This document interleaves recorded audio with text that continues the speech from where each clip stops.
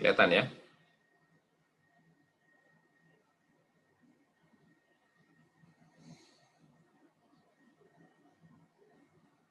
Baik, materi kita tentang sistem terdistribusi, ya. Sistem terdistribusi, saya coba full screen dulu ya. Oke, sistem ini pengantar sistem terdistribusi dan overview yang akan memberikan informasi kepada Anda apa itu sistem terdistribusi, contoh-contohnya dan seterusnya ya. Yang udah Anda ketahui selama ini adalah jaringan komputer. Ya, jaringan komputer itu kumpulan komputer yang secara otonom tapi saling terhubung satu dengan yang lain. Ya, Anda udah ada mata kuliah itu kan? Ya, jaringan komputer. Nah, sistem terdistribusi itu gabungan dari jaringan komputer. Jadi ada jaringan komputer 1, ada jaringan komputer 2, ada beberapa jaringan yang kemudian mereka saling terhubung. Kita bisa sebut sebagai sistem terdistribusi. Ya. Nah, layanannya sekarang mengandalkan layanan yang disediakan oleh TCP/IP, ya, Internet Protocol, Transport Control Protocol. Jadi ada alamat kode IP dan segala macam. Nah, jaringan komputer seperti ini yang udah Anda pelajari harusnya ya. Dan kalau dulu Anda belajar, bukan dulu, mungkin sampai sekarang masih ya, belajar jaringan komputer itu ada topologi star, topologi bus, topologi ring. Dengan adanya internet, wifi, dan segala macam ini, kayaknya nggak ada lagi tuh topologi itu. Semuanya client server. Ya, semuanya pakai topologinya star. Ada server yang kemudian kita terhubung dengan server itu melalui jaringan wifi. Ya. Nah, jadi sistem terdistribusi itu adalah satu sistem di mana beberapa komputer pada jaringan saling berkomunikasi, berkoordinasi, dan bekerja sama dengan cara saling bertukar pesan. Ya. Nah, ada cirinya. Komputer-komputer itu saling independen. Kalau mau bicara jaringan sistem terdistribusi terbesar sedunia, itu internet. Ya, internet itu adalah sistem terdistribusi yang paling besar sedunia. Kenapa disebut sistem terdistribusi? Karena di masing-masing lokasi ada jaringan-jaringan kan. Kita kampus Gunadarma terkoneksi ke internet. Di kampus ada jaringan komputer. Nanti kampus lain lagi punya jaringan komputer di dalamnya, terkoneksi ke internet. Gitu. Hampir semua orang sekarang, semua organisasi, semua perusahaan terkoneksi dengan internet. Nah, jadi sistem terdistribusi terbesar seluruh dunia itu ya internet itu sendiri. Ya, yang kita saling berkomunikasi, saling berkoordinasi dan bekerja sama. Ya, dan hebatnya lagi terlihat sebagai satu kesatuan. Ya, apa maksudnya? Jadi kalau Anda misalnya dari ini sekarang nih saya pakai Zoom, ngelihat ke Anda, servernya ada di sana, ada di kantornya Zoom, server di mana data-data kita, informasi tentang kita, aplikasinya juga tersimpan di kantor Zoom-nya. Ya, nanti kapan-kapan saya akan tunjukkan data center raksasa yang milik Google, Facebook, dan yang lainnya. Jadi mereka luar biasa sekali tuh. Ya. Nah, kita hanya melihat laptop kita aja, seperti satu kesatuan gitu. Kita nggak tahu ada berapa jumlah komputer di kantor Zoom-nya, ya kan? Ada berapa memorinya, ada berapa hard disk-nya, kita nggak tahu dan nggak perlu tahu juga. Ya. Nah, itu namanya terlihat sebagai satu kesatuan. Ya. Dan itu saling terintegrasi. Ya, saling terintegrasi itu maksudnya jadi antara saya dengan Anda semua nih yang lagi koneksi ke Zoom ini, kita bisa saling komunikasi dan tidak saling mengganggu satu dengan yang lain. Ya. Si Zoom-nya bisa ngatur gitu ya. Zoom-nya bisa ngatur dengan baik. Dan dapat diterapkan pada middleware. Middleware itu penghubung antara lower level konsep komputer dengan higher level. Nanti saya tunjukkan. Oke, intinya gitu ya, sistem terdistribusi itu sistem yang ada beberapa komputer, ada kumpulan dari jaringan-jaringan komputer yang saling terhubung satu dengan yang lain. Ya. Kira-kira seperti ini ilustrasinya. Jadi ada server, ya, ada sumber daya, ini ada jaringan, ini servernya si Zoom, di kantornya Zoom sana. Zoom itu Amerika apa Rusia apa Eropa ya? Amerika kayaknya ya. Atau Google, ya. Nah, kemudian kita sebagai klien koneksi ke server sana lewat saluran komunikasi atau lewat network, ya, dan ada sumber daya yang disimpan oleh Zoom. Contoh misalnya Google itu servernya banyak dia, ya, servernya tidak hanya di Amerika tapi juga dia pasang server di beberapa negara lain. Ya, makanya kalau Anda connect ke Google itu kan cepat ya responnya. Contoh sederhana, kalau Anda buka google.com, kemudian Anda search di situ, misalkan searching misalnya nyari mobil begitu. Nah, ketika Anda ketik mobil dan Anda enter, maka akan keluar itu kan daftar website-website yang terkait dengan mobil. Berapa lama itu proses keluarnya hasilnya itu?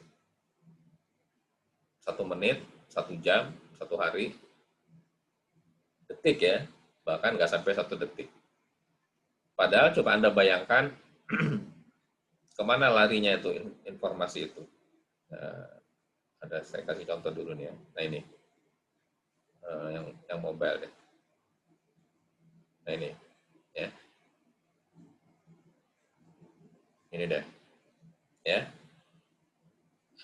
Mobile phone.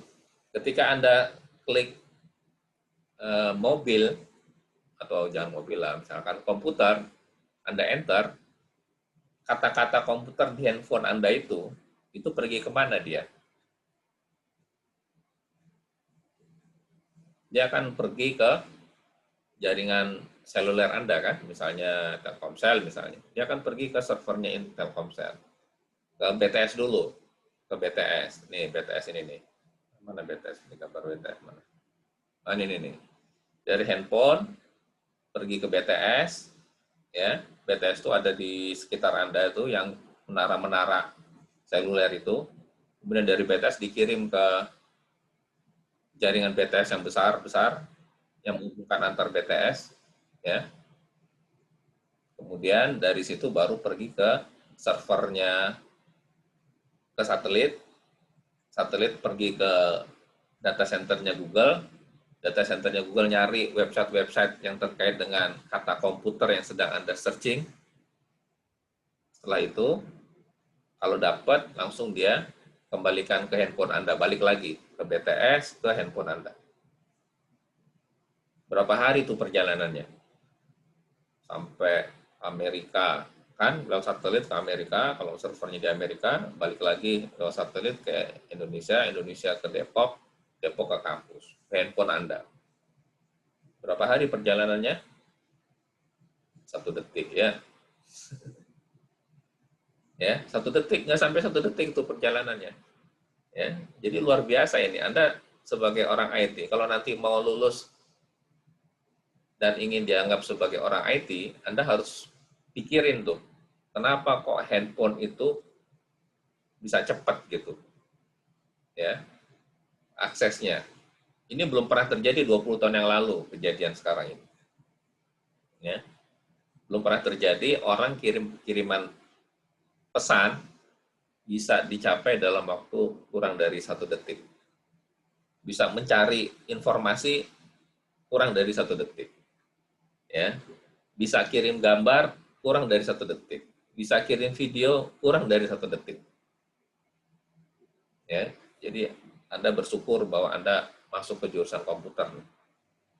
Ya, sekarang lagi zamannya soalnya. Cuma Anda harus betul-betul menguasai kompetensi Anda gitu. Kalau lulus mau dibilang orang komputer, tapi kalau lulus mau jadi artis ya udah ceritanya lain lagi ya. Kalau lulus Anda mau jadi stand up comedy, lain lagi ceritanya. Tapi kalau mau lulus sebagai orang IT, nanti mau kerja di perusahaan-perusahaan IT, atau perusahaan apapun, sekarang perusahaan apapun perlu orang IT. Ya. Perusahaan apapun perlu orang IT.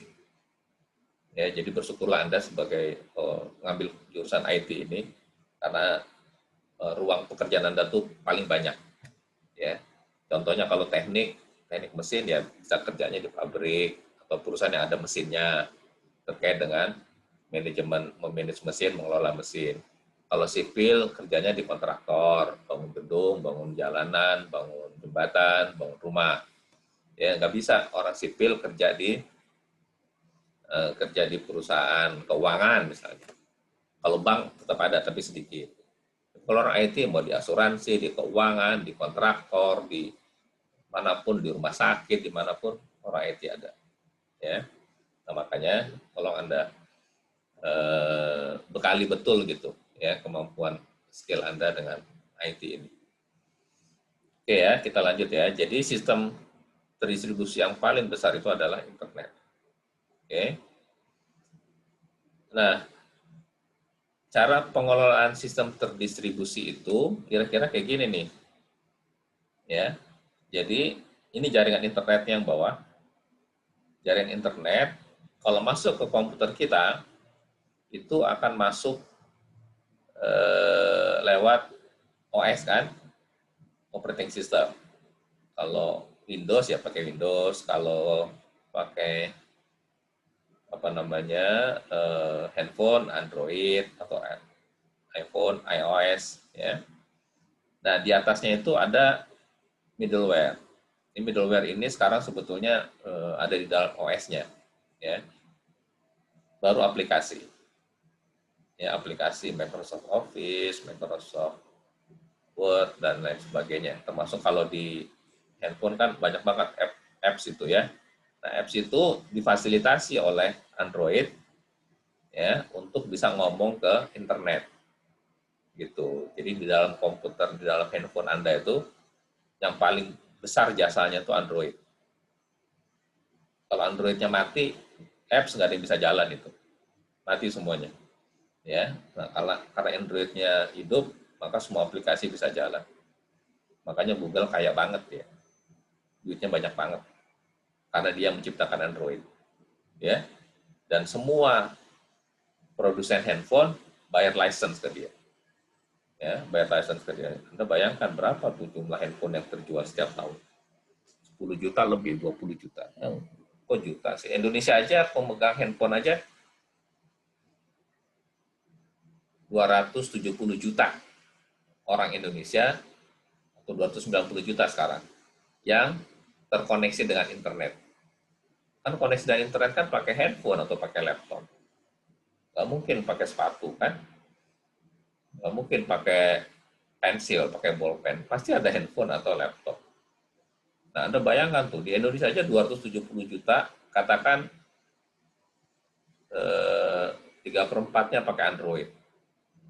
200 juta aja pakai Android. 200 juta kalau Androidnya dapat uang Rp1.000 dari setiap handphone, udah 200 miliar. Kan nggak mungkin dapat uangnya Rp1.000. Ya kan? Harga handphonenya sekarang lumayan kan? Gitu. Jadi Anda bisa bayangkan kekayaannya Google ya. Anda kalau baca ceritanya Google, ini saya ceritain sedikit nih. Jadi Google itu kan lahir tahun 98. Tahun 98 Google itu lahir. Anda udah lahir belum ya? 98 ya? Belum kali ya? Udah ya? Belum ya? Belum, Pak. Ada yang udah, ada yang belum ya? Nah, 98 Google itu lahir. Kemudian dia si dua orang manusia brilian ini namanya Sergey Brin dan Larry Page, dia ini punya mimpi pengen mengumpulkan semua website seluruh dunia ini dalam satu jaringan komputer yang mereka create sendiri dan bisa melakukan searching dengan cara yang sangat cepat. Gitu. Itu mimpi mereka tuh. Mereka waktu itu kuliah di Stanford University, ya sebelahnya kampus Gunadarma lah, Stanford University namanya ya, di Margonda. Nah, mimpi mereka itu, kemudian mereka membuatlah algoritma untuk melakukan itu, bisa melakukan searching dengan cara yang paling cepat. Ya, waktu itu sudah ada search engine yang lain, ada Lycos, ada Yahoo, ada AltaVista namanya, ada Infosys, dan ada beberapa lagi. Tapi mereka nggak peduli, karena mereka yakin mereka bisa menciptakan proses searching yang paling cepat sedunia. Gitu. Dia buatlah itu.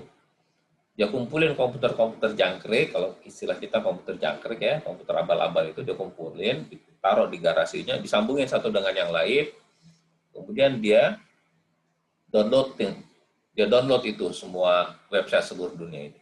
Ya, dia download semuanya, kemudian dia algoritma itu dia jalani. Ya. Dan hebatnya, akhirnya mereka bisa mendapatkan algoritma yang jauh lebih cepat dibandingkan search engine yang ada pada waktu itu. Jadi Yahoo kalah, AltaVista kalah, semua kalah.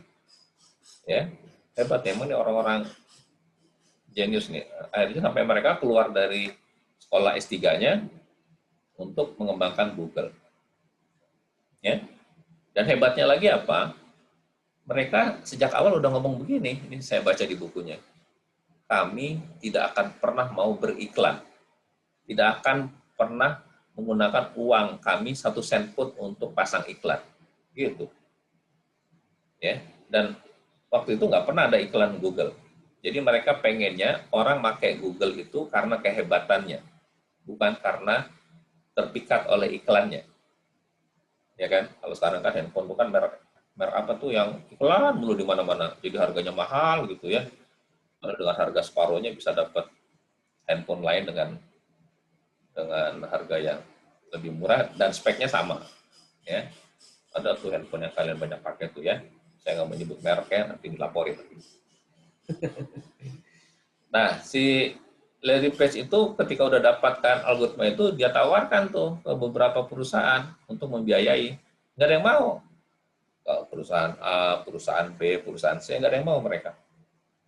Ya, jadi kalau nanti Anda kerja, misalnya ada wira swasta, wira usaha, nyari investor, pada nolak, biasa-biasa aja. Ya, jangan patah semangat. Jangan terus mutung, nggak mau pada nggak mau biayain nih, nggak mau invest nih. Jangan. Ya, belajar dari Google sama si para pendirinya tuh. Ya, nggak ada yang mau tuh biayain. Sampai akhirnya ada salah seorang profesor di Stanford University itu yang bersedia membiayai mereka, dan kemudian mereka beli komputer sampai 1.000 komputer kalau nggak salah. Ya, kemudian mereka koneksikan tuh komputer-komputer itu jadi sistem terdistribusi, ya, dan mereka keluar tuh nggak nurusin kuliah. Ya, karena kalau mereka nurusin kuliah sampai S3 jadi dosen kayak saya ya. Tapi kalau saya berhenti kuliah S3 dulu juga nggak bisa bikin Google juga. Ya, jadi kalian jangan pernah punya pikiran ya, itu Bill Gates juga keluar dari kuliah, dari Sergey Brin juga keluar dari kuliah, sukses mereka jadi pengusaha. Lah, yang keluar kuliah sukses seperti mereka berapa biji? Yang keluar terus nganggur banyak kan? Gitu. Anda kan nggak sehebat mereka. Kalau Anda sehebat mereka, sebrilian mereka, sejenius mereka, boleh tuh baru ya berhenti kuliah, bikin usaha, maju kayak mereka. Boleh. Tapi kalau nggak sejenius mereka, nggak sehebat mereka, nggak sebrilian mereka, ya jangan berhenti kuliah. Itu bunuh diri namanya. Ya. Ya. Jadi selesaikan kuliah, Anda punya modal, punya ijazah, belajar di perusahaan, kerja, cari pengalaman. Kalau nanti udah dapat pengalaman, kalau mau wirausaha, baru wirausaha. Jangan langsung wirausaha kalau saran saya. Ya, Anda kerja dulu di beberapa perusahaan sampai tahu bagaimana sih ngelola perusahaan itu, bagaimana sih cara nyari customer itu, bagaimana sih cara berhadapan dengan manusia itu, bagaimana sih cara negosiasi, bagaimana sih cara presentasi, bagaimana sih cara ngelola uang, dan segala macam. Ya. Ada beberapa sih yang begitu lulus langsung bikin usaha, bikin startup, berhasil ada. Tapi jungkir baliknya lebih berdarah-darah gitu. Ketimbang ada kerja dulu, cari pengalaman dulu, baru bikin startup. Ya ini saran aja. Jadi kalau berdarah-darahnya nggak mau parah, ya cari kerja dulu. Tapi kalau mau berdarah-darah biar makin heroik begitu, ya nggak apa-apa juga, silakan aja. Ya, tapi butuh modal gede. Berdarah-darah tuh maksudnya butuh modal lebih gede. Wah, nanti apalagi kalau udah nikah ya, kita mau dikasih makan apa istrinya sama anaknya. Kerja dulu. Terus setelah itu Anda wirausaha. Oke ya, kita lanjut ya. Sampai mana tadi nih? Oke, nah jadi eh, distributed system ini atau sistem terdistribusi ini mengatasi masalah skalabilitas. Apa maksudnya skalabilitas? Jadi manusia tuh pengennya dulu tuh namanya centralized system, kemudian berpindah ke decentralized. Centralized itu dulu satu komputer besar, mainframe begitu namanya, mainframe komputer segede lemari, melayani banyak klien. Yang kliennya itu terkoneksi langsung ke komputer itu. Anda mungkin kalau ke PSA itu masih pakai sistem centralized itu, yang pakai layarnya hurufnya hijau-hijau itu. Layarnya hitam, hurufnya hijau-hijau. Itu sistem terpusat. Nah, kemudian orang berpikir, nah, kenapa enggak kita buat banyak komputer, sehingga bisa melayani lebih banyak dan risikonya lebih kecil. Karena kalau terpusat, kalau komputer itu mati, rusak, ya mati semua sistemnya gitu.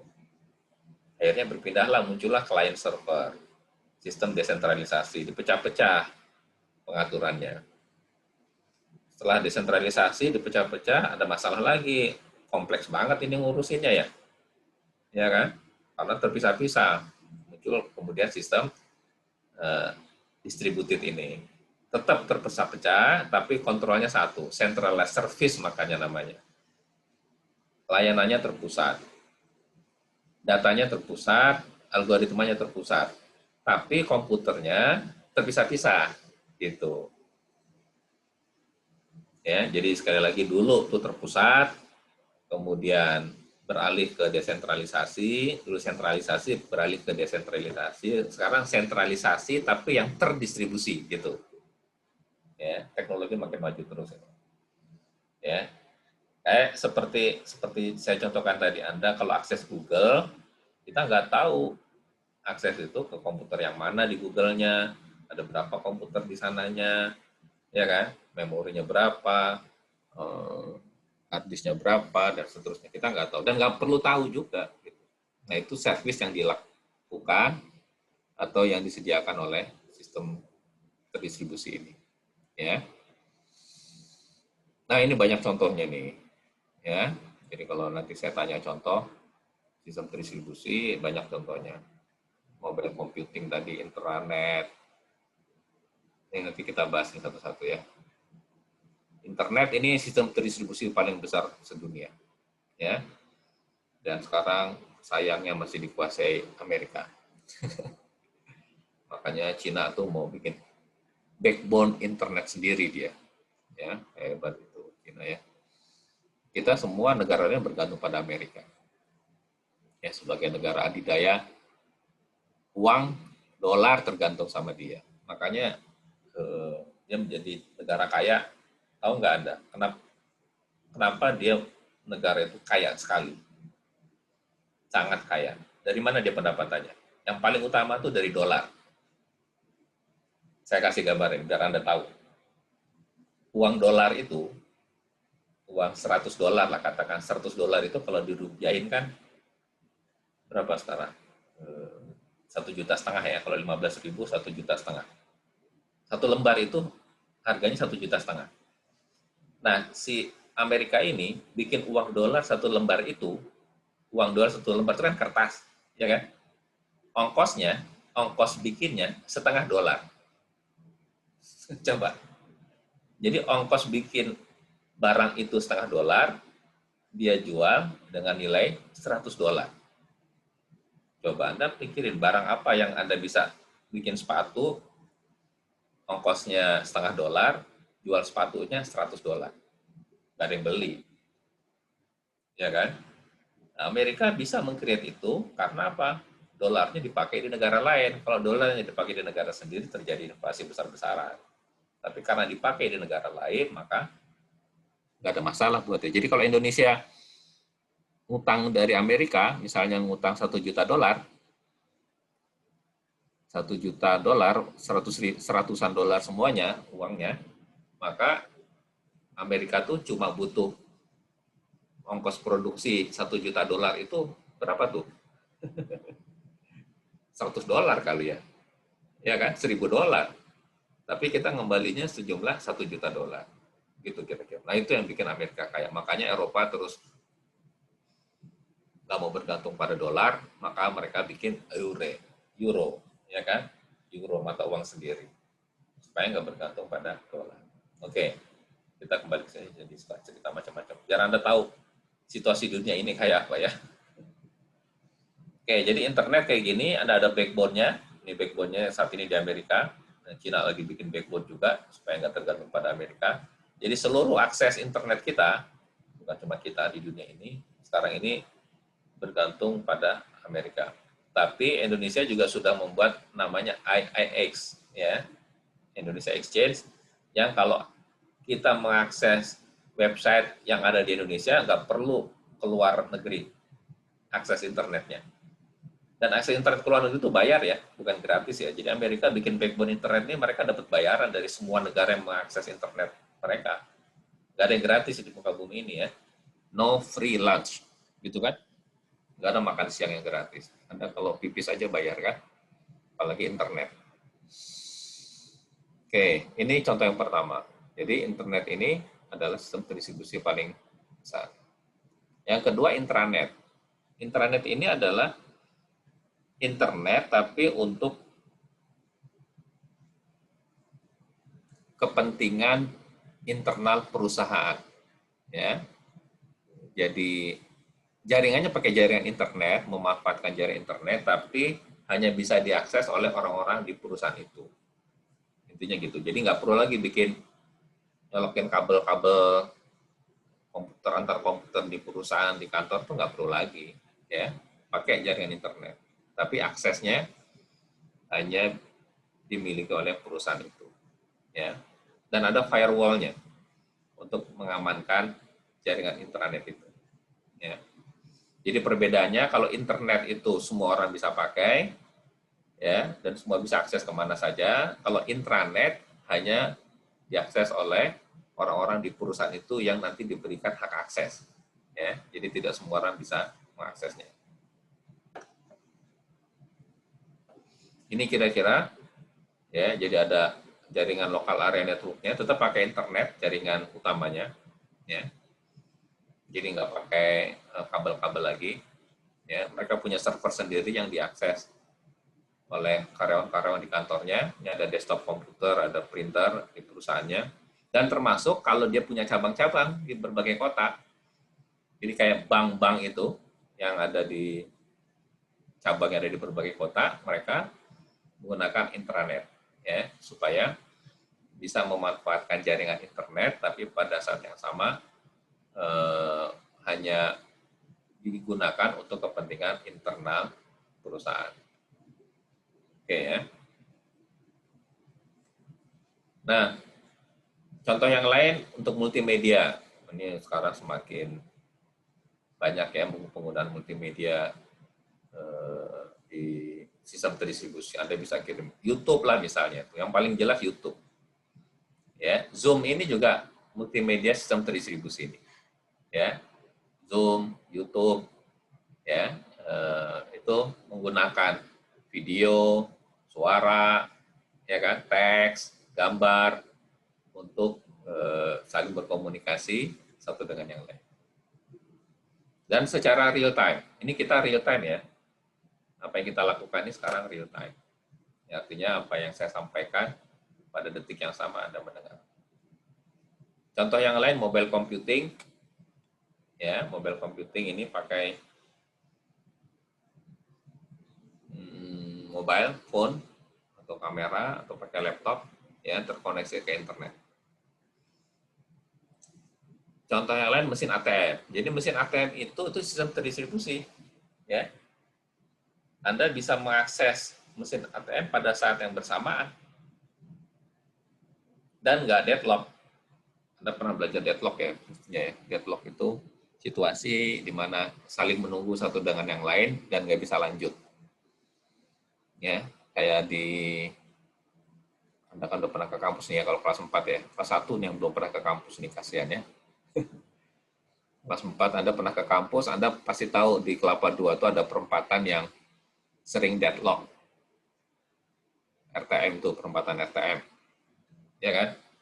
Deadlock itu terjadi kalau mobil dari arah UI mau ke arah Jalan Raya Bogor, ketahan dengan mobil yang dari arah Jalan Cijantung menuju RTM, kemudian mobil dari arah Bogor ke UI ketahan, mobil dari arah RTM ketahan. Jadi saling nahan tuh satu dengan yang lain. Itu namanya deadlock. Ya. Nah, solusinya gimana? Panggil Pak Ogah ya. Panggil Pak Ogah, suruh ngatur-ngatur itu mobil-mobilnya supaya ada yang ngalah. Ya. Kalau semuanya nggak mau ngalah, deadlocknya nggak selesai. Oke, nah itu sistem ATM begitu juga ya. ATM menggunakan central office terdekatnya. Jadi kantor-kantor bank terdekat dari ATM itu yang digunakan sebagai jaringan untuk koneksi ke ATM. Ya.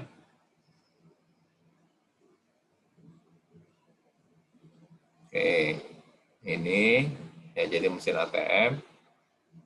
Oke ya. Ini mobile phone tadi udah saya ceritakan ya. Jadi koneksi mobile phone itu dari handphone ke BTS ya.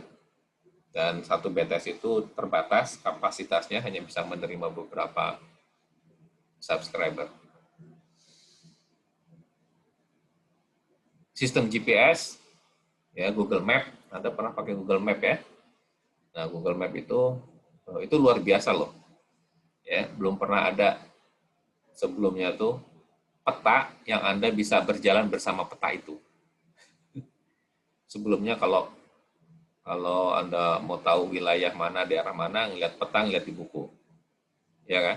Oh, ini jalurnya ke sini. Kalau ke Kemayoran dari Depok kemana jalannya, lihat peta dulu di buku. Ke sini, ke sini, ke sini. Sekarang nggak perlu. Anda buka Google Map, Anda klik, Anda tulis destinasinya, Anda start. Diarahkan tuh oleh Google. Gila ya. Itu genius banget tuh Google, makanya hebat banget ya. Dan gratis pula kan. Nah, kalau disuruh bikin aplikasi kayak gitu, butuh ongkos berapa tuh? Ya. Dan itu petanya bukan cuma peta di Jakarta, bukan cuma di Indonesia, tapi di 200 negara. Dan dia tahu apa sekarang lagi ganjil genap, dia tahu tuh ada ganjil genap. Dikasih tahu mobil Anda, coba tulis mobil Anda ganjil apa genap, oh genap. Lalu cari rute yang nggak ngelanggar. Misalnya hari ini ganjil, mobil Anda genap, nggak bisa masuk ke Jakarta kan, lewat jalur normal. Dia kasih tahu tuh jalur yang lain. Ya. Ini dahsyat ini dunia ini sekarang ya. Jadi kalau Anda nggak ngikutin, jadi sebagai orang IT, saya menyarankan ketika Anda mengetahui aplikasi-aplikasi yang canggih-canggih gitu, pikirin tuh, gimana ini cara bikinnya ya? Gitu. Kalau orang IT ngelihat aplikasi bagus, yang dipikirin gimana cara bikinnya. Jangan gimana cara memakainya. Kalau orang-orang lulusan yang lain, gimana cara memakainya. Tapi kalau Anda sebagai orang IT, gimana cara bikinnya. Ya. Gitu ya. Nah, itu yang bikin Google kaya tuh. Jadi cerita Google tadi tahun 2004 dia kan berdiri tahun 98 tadi ya. Tahun 2004 dia sudah kekayaannya Google itu mencapai, kalau di buku dia sih nulisnya 100 miliar dolar. Tapi nggak percayalah, kita ambil separuhnya aja, 50 miliar dolar. Tahu nggak 50 miliar dolar itu berapa? Rupiah. Kalau kali 10.000 aja, 50 miliar dolar, 50 miliar dolar untuk jadi rupiah kali 10.000 aja. Itu berapa? 500 triliun. 5.000 triliun ya. 500 triliun. Ya, Anda bisa nggak punya duit 500 triliun dalam waktu 6 tahun? Nggak bisa, ya kan? Itu. Ya, kalau mau, nggak ada bisnis yang bisa secepat itu seperti Google ya, kecuali narkoba kali ya. Jangan coba-coba narkoba, tertembak mati. Oke, nah itulah hebatnya Google ya. Jadi dia bisa menciptakan sesuatu yang nggak dipikirin orang sebelumnya. Orang tuh kebanyakan bisnis berdasarkan kebutuhan orang. Kalau dia bisnis bukan berdasarkan kebutuhan, dia pengen sesuatu yang orang nanti akan butuh pada orang, pada benda itu. Gitu. Jadi dia menciptakan bisnis, Google itu ya. Nggak bisa bisnis kalau cerita tentang Google. Oke, contoh yang lain sistem telepon, manajemen jaringan, network file system, dan seterusnya ya. Nah, terakhir, mengapa kita perlu sistem? Mengapa perlu sistem terdistribusi?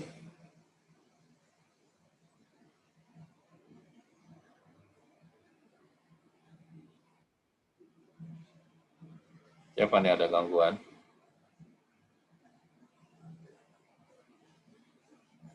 Mengapa kita perlu sistem terdistribusi?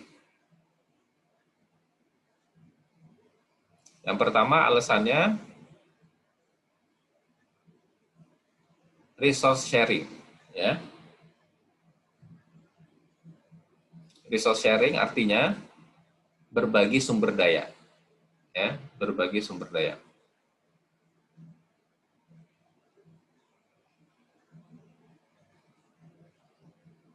Apa maksud berbagi sumber daya? Kayak sekarang ini kita pakai Zoom, kita berbagi aplikasi yang sama bersama-sama. Ya, kita berbagi aplikasi yang sama bersama-sama. Ya. Sorry, sebentar. Ini Maulana bilang ada yang gangguan. Siapa namanya yang gangguan? Tadi putus. Masuk lagi. Ini ada beberapa yang telat, saya nggak mau kasih masuk soalnya.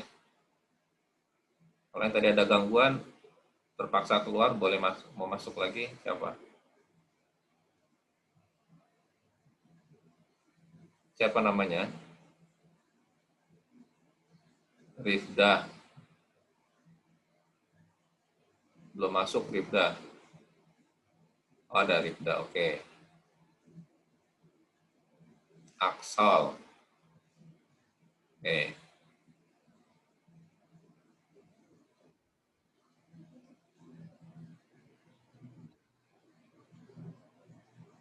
Bagus. Nggak ada bagus, belum minta. Oke ya. Yang pertama alasannya resource sharing. Ya, jadi bersama-sama menggunakan sumber daya bersama. Yang kedua, pendistribusian fungsi. Jadi komputer itu kan punya fungsi yang berbeda-beda. Jadi dibagi-bagi tuh. Kalau yang fungsinya untuk pengolahan multimedia misalnya, yang tadinya hanya dipakai untuk 1-2 orang, ya sekarang bisa dipakai bersama-sama. Ya, kayak kita nih Zoom nih, ya kan? Fungsi yang dimiliki oleh Zoom untuk menayangkan video dipakai bareng-bareng. Dan sumbernya bisa berbeda-beda, tidak hanya dari satu tempat gitu ya. Oke. Kemudian yang ketiga, distribusi beban. Pemberian tugas ke prosesor secukupnya. Jadi gini maksudnya, kalau kita Zoom nih 20 orang, servernya hanya satu, bisa mabok itu. Apalagi sekarang semua kampus pakai Zoom. Iya kan? Semua sekolah juga pakai Zoom. Wah, kebayang tuh servernya Zoom kayak apa.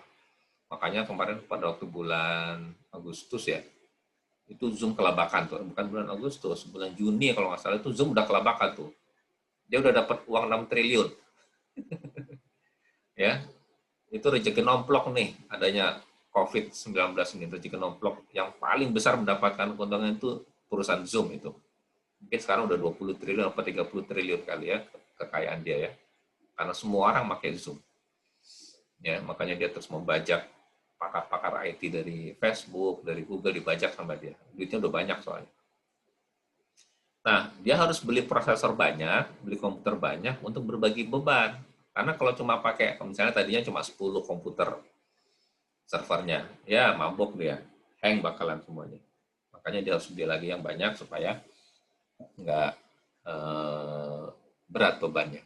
Ya, oke. Jadi alasan kenapa kita menggunakan sistem terdistribusi, resource sharing, ya, sumber daya yang ada bisa berbagi barang-barang bersama, distribusi fungsi, fungsi itu fungsi yang sama bisa dijalankan berbeda-beda. Kemudian beban pendistribusian prosesornya itu bisa dibagi-bagi supaya seimbang satu dengan yang lain. Ya.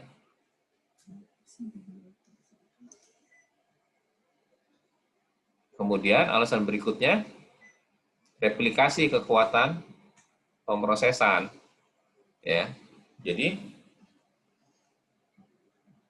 sekian prosesor. Jadi kalau bicara komputernya bukan bicara 10 komputer, 1000 komputer gitu. Nanti minggu depan atau minggu depannya lagi saya kirimin video bagaimana data center yang ada di perusahaan-perusahaan raksasa itu.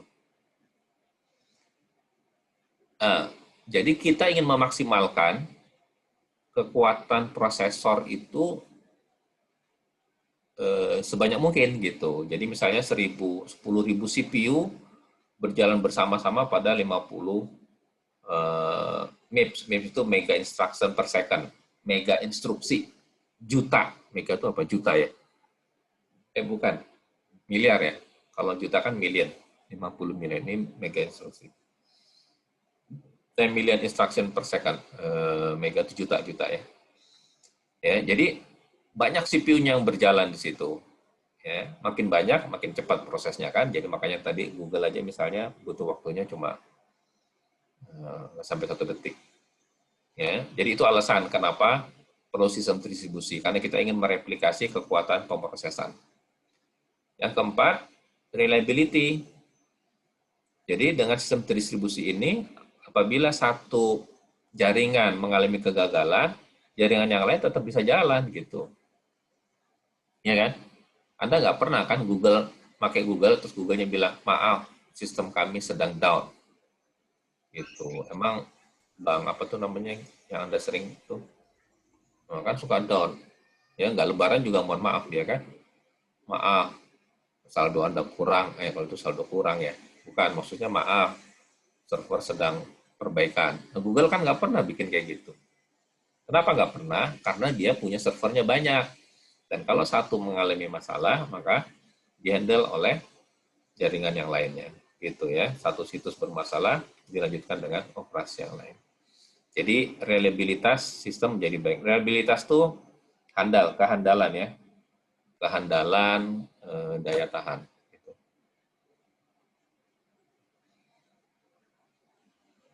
Itu barangkali ya. Oh ya, beberapa hal yang menjadi masalah ini masalah software. Gimana caranya kita merancang software dalam distributed system? Bagaimana ketergantungan pada infrastruktur ini dulu masih lambat, sekarang udah lebih cepat, tapi tetap aja masih perlu lebih cepat lagi ya. Oke, itu barangkali materi saya.